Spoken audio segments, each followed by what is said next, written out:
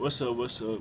Want to get back into some of the Shadow Realm stuff and pretty much explain more of the things that I left off. And I talked about Peter Pan, but I want to get into it more. I ended up seeing some stuff with Princess and the Frog and Dr. Fallacy, and I forgot how he pretty much was Shadow Man. They called him that too, and how he was connected to his shadow self and how things intertwined with and worked with him. But pretty much when they bring up the Shadow Realm or shadow person, they're usually referring to your doppelganger or your twin or your hidden self or your evil self. You can refer to your higher self. It depends on how what they're trying to what propaganda they're trying to put on the spiritual world.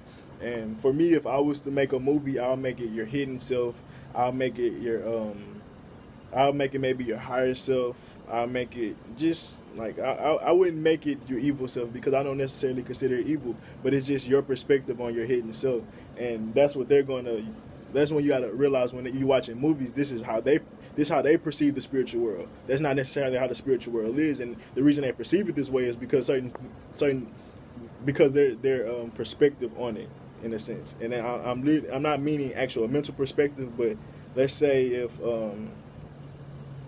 if you did something bad, you would be scared of the spiritual world. If you owed the spiritual world, if you were in debt to the spiritual world, you would look at it a certain way versus if the spiritual world owed you and you feel like you was about to receive many gifts from it. You understand? So that's what I mean by perspective. So when these people portray these things that way, it's because they see the spiritual world a certain way, but that don't mean it's necessarily how it is. And you can go to all type of horror movies like Insidious when the dude astral projects out of his body and he's in this crazy ass realm. But when you dream and when you go take shrooms or if you have spiritual experiences, you don't have these daunting and haunting experiences. You have this sense of like the Black Panther reconnecting to something that you forgot about. And off topic, honestly, because I didn't even want to get into all that, but even with the Black Panther, like if you watch the movie before the Black Panther movie when he was in Civil War, he said he a different man from his father because his father believed in spiritual shit and he didn't. And when he first tapped back into that spiritual world, that's his first time really ever seeing that shit. And then he started making his changes back. And I had missed that shit, but I seen that shit on YouTube, and I guess I should throw that in there now. But because it kind of ties into the shadow world, spiritual world, but we're talking about the actual spiritual self that's, the individual outside of that. And Princess and the Frog is a great example because the Shadow Man grew up poor and he was mistreated, and at some point he ended up finding a dark world and was granted power over his black magic.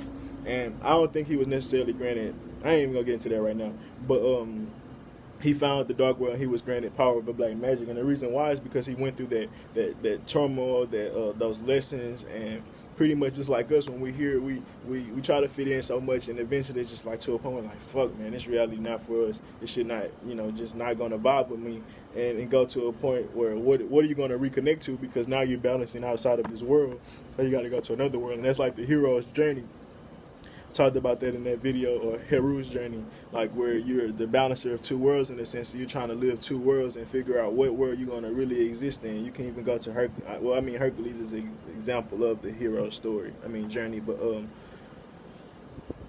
pretty much, you can even go to like Jacob's trouble. That's Jacob versus Esau, where Esau is pretty much the devil of this reality, and he's meant to be the sword of this reality and cause chaos. And I wouldn't even say chaos, but you could call it chaos, cause chaos, destruction of this reality, and to Jacob and his people. And pretty much we're supposed to wake up and endure all these things. And I gave that as an example in my last things, like the Jacob's people or the hero's journey. Like, we're not meant to fall or perish in our journey. Like, we're meant to see it all the way through. And other people may fall and perish, but that's like I said, some people owe the spiritual world. Some people are about to be given something from the spiritual world. So I'm not here to make that judgment. Well, not at least now. I'm making a video. So now, if you find judgment in this video, then hey, you already know where you stand. At least from my perspective and in my spirit. But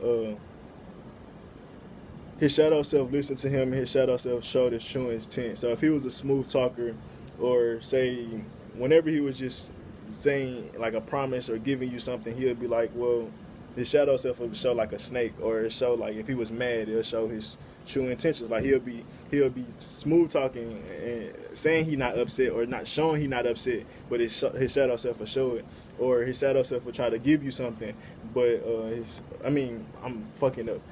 He'll try to give you something, and his shadow self will show that he's trying to manipulate you or trying to strangle you or kill you. And that goes to like when somebody offers candy to a kid, he's giving you a generous handout, but his true intent is to fucking, harm you and do something else to you. Same with a lot of fucking government.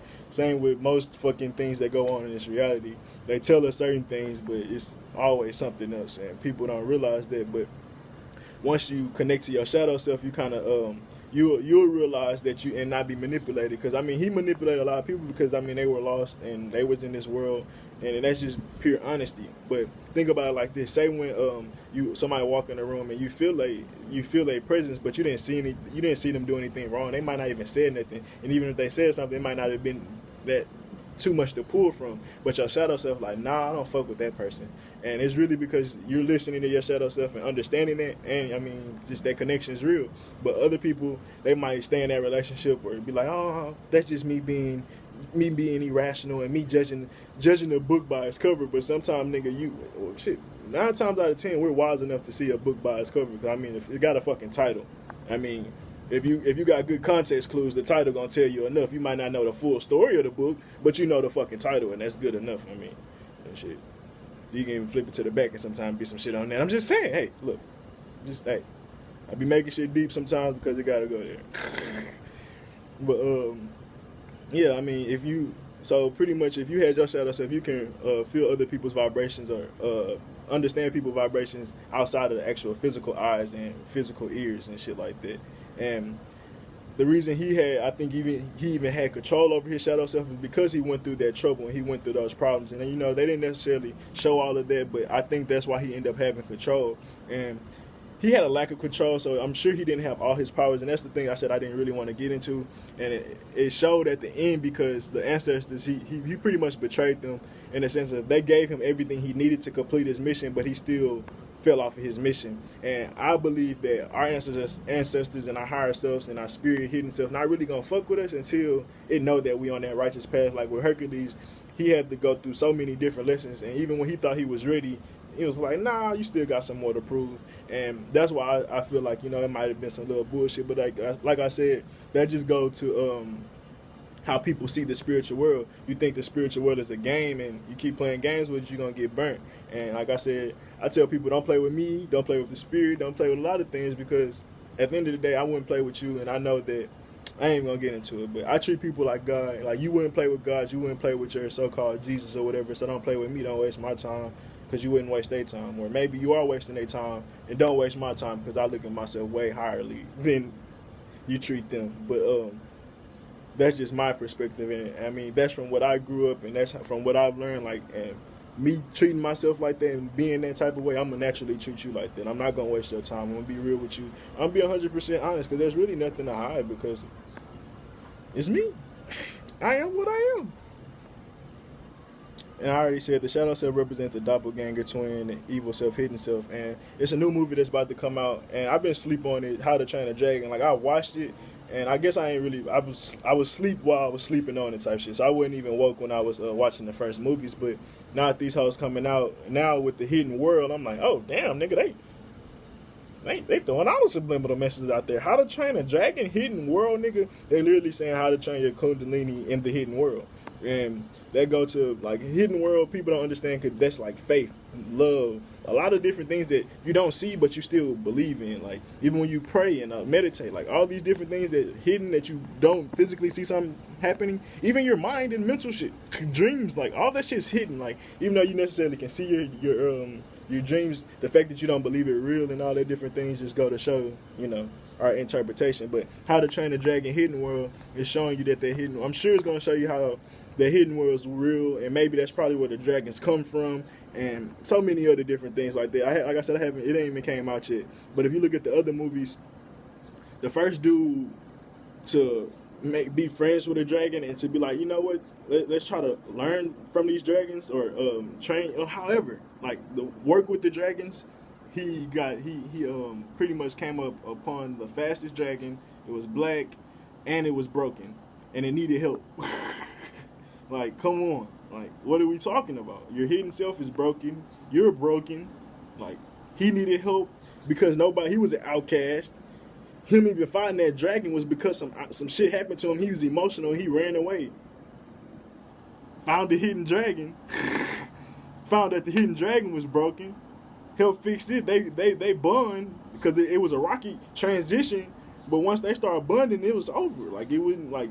And then he ended up teaching his family and friends later on that, hey, these dragons cool, and they start working with dragons. They start being cool with dragons because they realized the dragons was just misunderstood. And what's crazy is the first dude to really unlock this shit got the most powerful dragon because he was, the first. Honestly, like, he's being real with himself. So the people that could go to God's children, like the people that's trying to constantly seek and constantly trying to push this limit and break this fucking reality, bro, you're going to be some powerful fucking beings in your next reality. Because I haven't really talked about this a lot, but we're literally creating for our next reality no matter what. Like, whatever we're doing at this moment, we're creating for our next reality.